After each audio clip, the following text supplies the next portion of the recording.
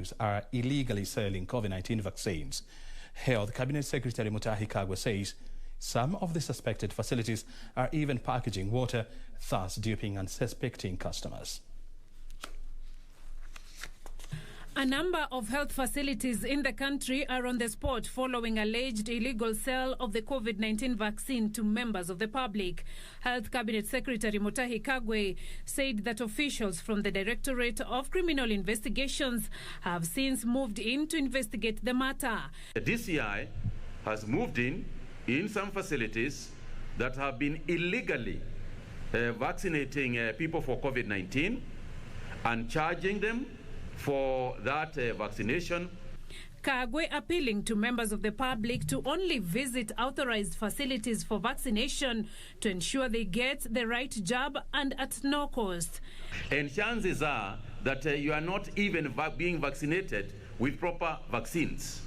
There is every possibility that you are even being vaccinated with water and paying for it. And therefore, I want to warn the country and Kenyans at large. First, vaccination in Kenya is free. Nobody should be charging you for it. That's number one. Number two, nobody is authorized to vaccinate you except for those outlets that have been given authority by the Ministry of Health.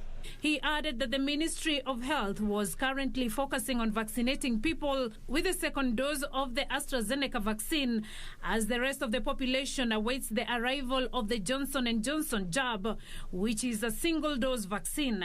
In a few weeks, we will be able to roll out not just the first dose, but also the second dose at the same time.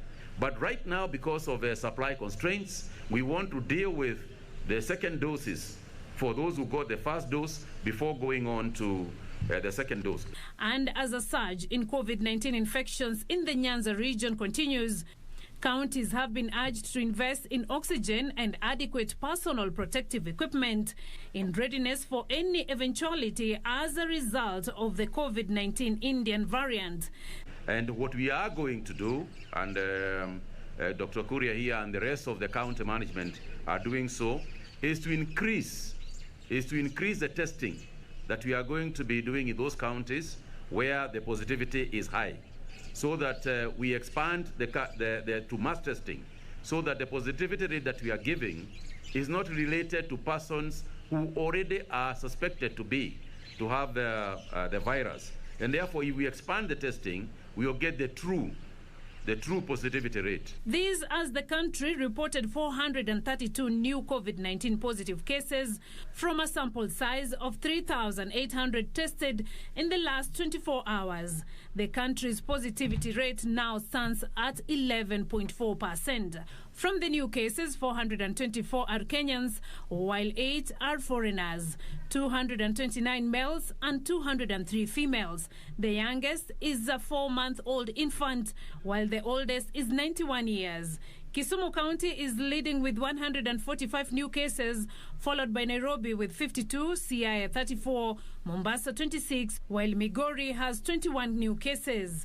The number of fatalities resulting from the COVID-19 has risen to 3,223 after 17 more people succumbed to the disease.